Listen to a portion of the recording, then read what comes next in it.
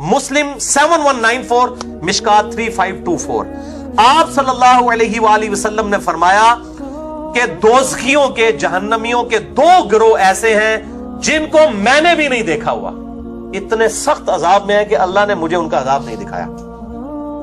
दूसरा गिरोह, मैं अपनी इस्लामी बहनों से मुखातिब हूं, मुसलमान बहनों से, वो औरतें जो लिबास पहनकर भी नंगी हैं, यानी या तो इतना बारीक लिबास है कि जिस्म नुमाया, या इतना चुस्त है कि वो नजर आ रहे हैं। कई लोगों ने तो हिजाब और बुर्का भी इतना चुस्त होता है कि जिस्म नजर आ रहा होता है। ये कोई हिजाब नहीं है, जो पंजाबी कहते हैं थोक किच पकौड़े तलने वाली गल है। ये कोई हिजाब नहीं। किसको धोखा दे रहे हैं आप लोग? वो औरतें जो लिबास पहनकर भी नंगी हो, बारीक और यानी चुस्त लिबास, मॉडर्न दौर में आप कह लें स्किन टाइट जीन्स वगैरह, या जो है वो बिल्कुल टाइट किस्म के बुरके, फैंसी किस्म के बुरके लोगों को अट्रैक्ट करने वाले। अगले अल्फाज सुने, सही मुस्लिम 7194, मिशकात 3524। दूसरों को मायल करने वालियां, मटक मटक कर चलने वालियां, उनके सर बख्ती ऊंटों की झुकी हुई कोहानों की तरह होंगे।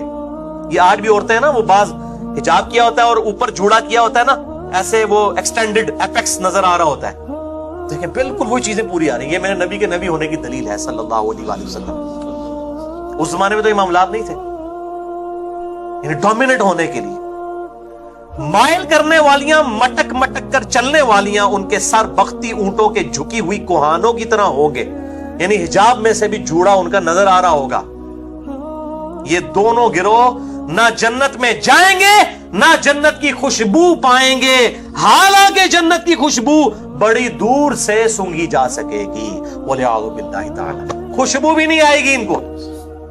यह है क्रिटिकल हदीस। इसी कॉन्टेक्स्ट में सही बुखारी में एक हदीस है, मिशकात में 4429, नबी सल्लल्लाहु अलैहि वसल्लम ने फरमाया, अल्लाह ताला ने लानत फरमाई है उन मर्दों पर जो औरतों की मुशाबियत करें, उन औरतों पर जो मर्दों की मुशाबियत करें। औरतें बाल कटवा सकती हैं लेकिन कंधे से नीचे नीचे। सही मुस्लिम में हदीस मौजूद है, मैंने मसला नंबर 32 औरतों और मर्दों के बालों के और बाकी जिस्म के आज़ा के अहकामात रिकॉर्ड करवा दिए।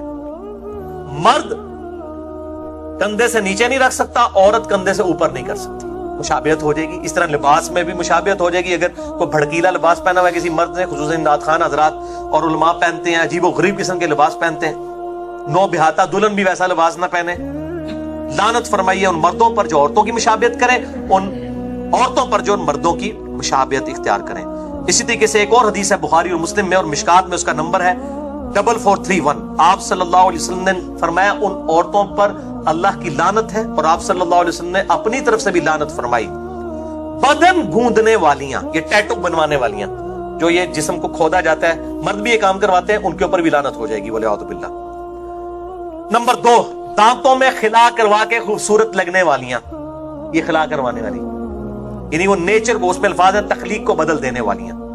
नंबर 3, बाल नोचने वालियां, चेहरे के बाल अगर मूछें निकल आए ना तो ज़ाहिर वो तो मर्दों की मुशाबियत है। औरत शेव कर सकती है अपनी मूछों को अगर जरूरत से ज्यादा निकल आए, खाम खाई ना करती रह के निकली आड़, ठीक है ना, ये भी होता है वो प्लकिंग वाला मामला।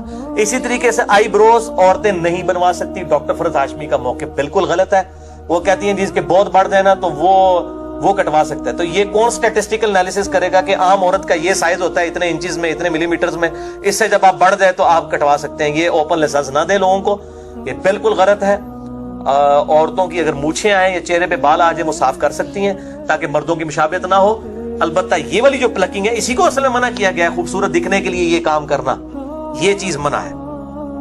और बुखारी और मुस्लिम की एक और हदीस में 7 अल्फाज हैं, मिशकात में वो 4430 और 4432 देख लीजिएगा, कि जो औरतें अपने बालों में परांदा करती हैं इंसानी बालों का, एक परांदा जो औरतें करती हैं ना वो करती हैं जो धागे का है।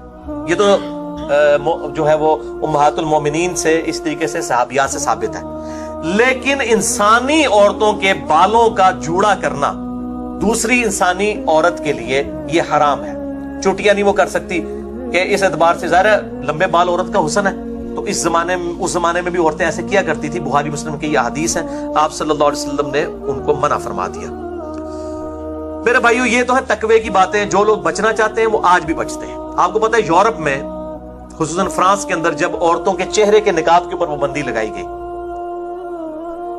تو دل بے ایمان تے اجتا ٹھہر, اور دل اگر ایماندار ہو جائے تو راستے بھی ٹھہر. پھر عورتوں نے کیا کیا, انہوں نے ڈسٹ ماسک پہننے شروع کر دیے. سبحان اللہ. میں کہتا ہوں جی ایسی عورتوں سے قربان جو اس طرح اللہ کی وفادار بندیاں ہیں. کیا انہوں نے کہا ٹھیک ہے ڈسٹ تو آپ میڈیکل ایشو کو تو نہیں روک سکتے نا اس معاشرے کے اندر. کئی لوگوں کو الرجی بھی ہوتی ہے ڈسٹ سے, دھوئیں سے, پولن الرجی ہوتی ہے. عورتوں نے کہا ٹھیک ہے ہم نے نقاب اتار دیا, انہوں نے ڈسٹ ماسک پہننے شروع کر دیا. اگر آپ کی نیت ٹھیک ہے نا آپ کو اللہ تعالیٰ سولوشنز بھی دے گا, بالکل دے گا. اور میں کہتا ہوں ان یورپ کی عورتوں کا سلام ہے, یہاں مسلمان عورتیں ان کو بوڑھے ہوتے ہوئے بھی سمجھانا پڑتا ہے کہ چہرے کا نقاب آپ نے کرنا ہے. جس نے بات ماننی ہو مانے گی.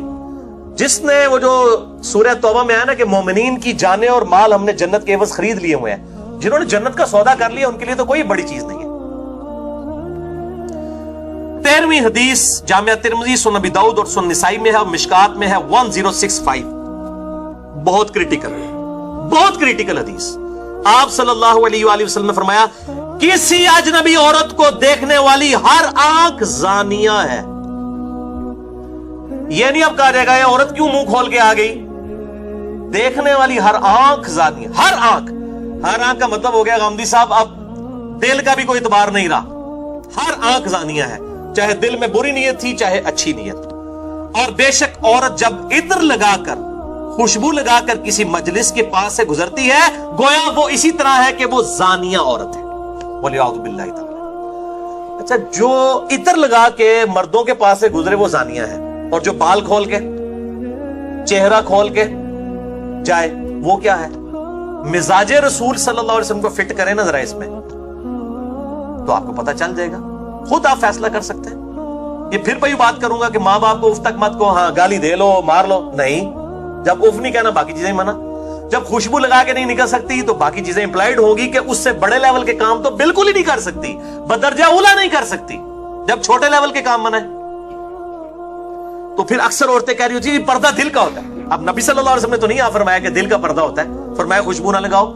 خوشبو ویسے عورت لگا سکتی ہے, پرفیوم کا بھی استعمال جائز ہے. الکوہل پینا منع ہے, کپڑوں کو لگے. میرا مسئلہ نمبر 69B کے اندر میں نے پرفیوم کا, ہومیوپیتھک ادویات کا 69A کے اندر میں نے یہ سارے مسئلے ریزالو کیے ہیں. لیکن اتنی اٹریکٹیو خوشبو نہ ہو کہ وہ باہر پھیلی ہو, یعنی ڈومیننٹ نہ ہو بہت زیادہ, تو وہ لگا سکتی ہے.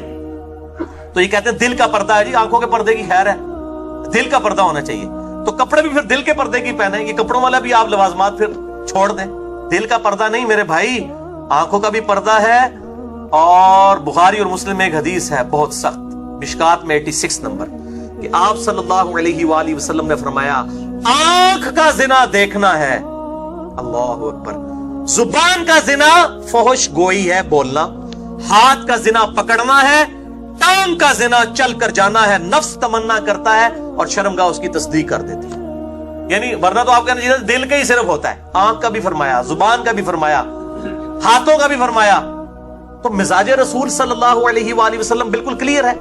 یہ کوئی راکٹ سائنس نہیں جو سمجھانی پڑ جائے, یا 4 آرڈر ڈیفرنشیل ایکویشن ہے, یا شروڈنگر ویو ایکویشن ہے جو آپ کو سمجھانی پڑ رہی ہے. میرے بھائیو یہ تو سیدھی سیدھی چیزیں ہیں. مزاج رسول صلی اللہ علیہ وآلہ وسلم کا پتہ چلتا. تو یہ کہتے ہیں دل کا پردہ ہے. میں دسنا جناب دل کا پردہ کی ہے. دل کا پردہ بتاؤں آپ کو, آج تک میں نے حدیث آن ایئر بیان نہیں کبھی کی ہے, آج سن لیں حدیث. دل کا پردہ کیا ہوتا ہے, اور دل کا پردہ تو بڑا مشکل ہے کرنا. اب میں دل کا پردہ ان کو بتانے لگوں جو کہتے ہیں دل کا پردہ پھر سن لیں آپ, وہ تو بہت سخت معاملہ ہے دل کے پردے والا. وہ 14ویں حدیث مسند احمد میں ہے اور مشکات میں 1771 1771. اما عائشہ رضی اللہ تعالیٰ عنہ کہتی ہیں کہ میں اپنے حجرے کے اس حصے میں جہاں نبی صلی اللہ علیہ وسلم اور سیدنا ابو بکر کی قبریں تھی بغیر حجاب کے بھی چلی جایا کرتی تھی, اور اپنے دل میں کہتی تھی ایک میرے شوہر ہیں اور دوسرے میرے باپ, ان سے میرا کیا پردہ. لیکن جب سے سیدنا عمر وہاں پہ دفن ہوئے ہیں تو عمر میرے لیے ہے نامحرم, تو میں کبھی بغیر پردے کے اس کی قبر کے پاس بھی نہیں گئی. یہ ہے دل کا پردہ.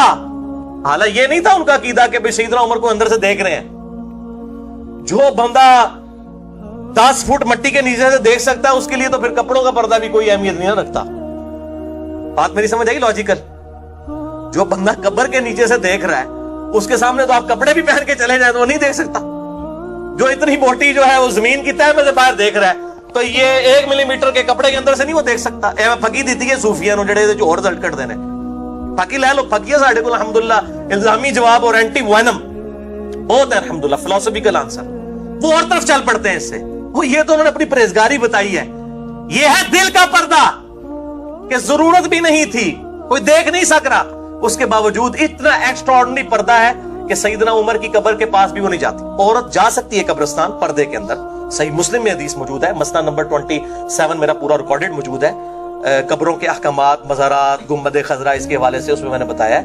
لیکن اکثر عورت جو جائے گی زوار القبور کرنے والی اس پہ لعنت ہے. کبھی کبھار عبرت کے لیے ضرور جا سکتی ہے, کوئی منع نہیں ہے. الحمدللہ اس کا جواز موجود ہے, صحیح مسلم کے اندر موجود ہے. آج ٹاپک نہیں ہے.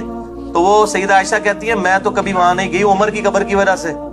یہ ہے دل کا پردہ, آج بھی ہے. یہ میں بتاؤں, آپ پاکستان میں کے پی کے میں چلے جائیں, قبائلی عورتیں کبھی اوپر سے ہیلی کاپٹر یہ جہاز گزرتا ہے نا اور وہ سین میں برتن دھو رہی ہوتی ہیں, اٹھ کے فوراً گھر کے اندر چلی جاتی ہیں.